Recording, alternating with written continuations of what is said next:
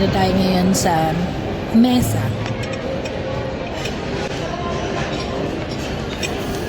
Order tayo ng kare-kare.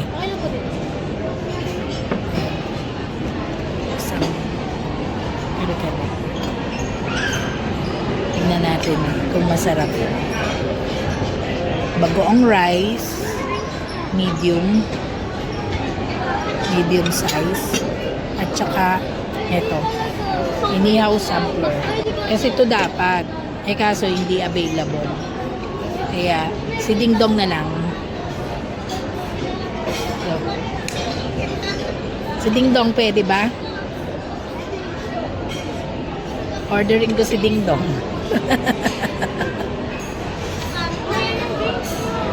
Crush ko to eh. Crush ko to. Dati naalala mo, yung kasama niya si Doc Hayden, manta sila. Cute ka pa rin. Cute. Yan. Tanga ka. Pumatol ka kayo. Hindi mo ako naantay. Ayan. Guwapo. Yun. Tapos, ube, keso. Si Sean ay choco, ano sa inat? Choconut? Salted chocolate. So, antayin natin.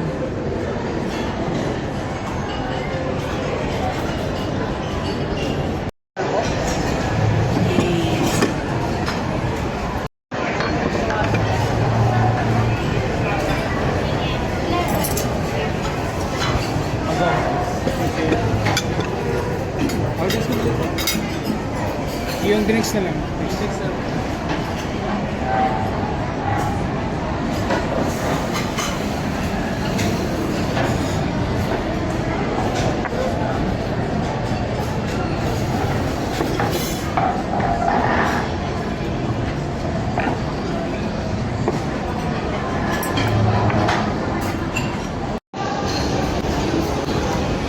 Yan yung sa atin.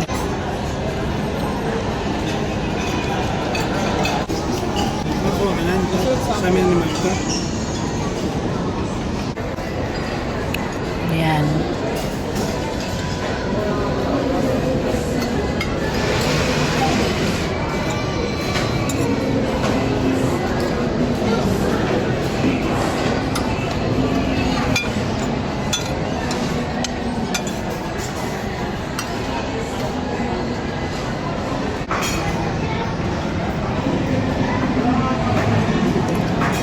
Yung kanilang inihaw plat, sampler, lahat masarap. Yung kanilang naubos namin, ibig sabihin lahat masarap. Pero pagdating sa bagoong rice, 1 to 10, 10 ang highest, 8 lang. Ano pa? 10 lang. Tapos yung kare-kare nila, ganun din, 8 lang. Pero yung inihaw nila, 9.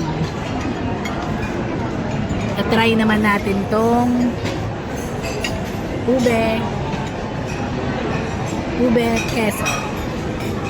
Darling. Yung salted chocolate, masarap. 1 to 10. Ilan? 8? 7.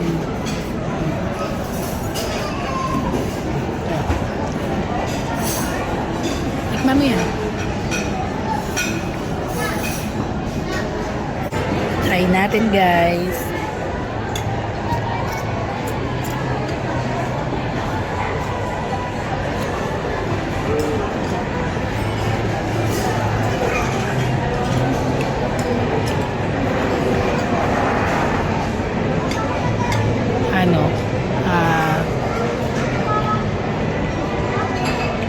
Six. Good.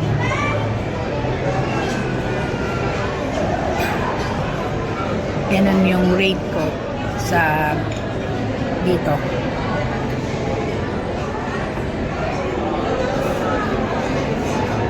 Yung bago, ano nga, binagoongan rice niya kasi medyo dry ang dating sa akin.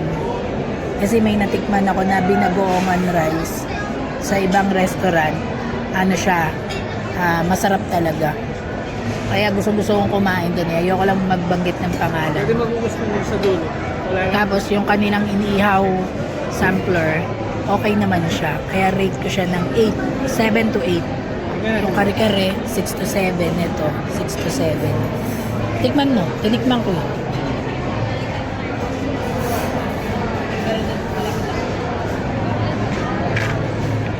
Rate, 10 is the highest. May haluin mo na. Haluin mo. Masarap siya, pero hindi siya bongga. Ano? So, lahat naman, all in all, masarap. Masarap yung pagkain. Sulit. Sulit. Tignan natin mamaya kung magkano ang ating bill. 2.6. Sulit sa halagang 2.6.